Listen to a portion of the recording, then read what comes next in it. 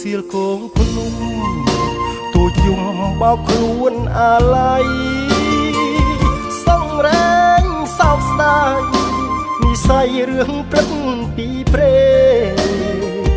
រឿងខ្ញុំគឺរឿងពិតរែងពិតរែងចំបែខ្សឹបខ្សួលម្នាក់ឯង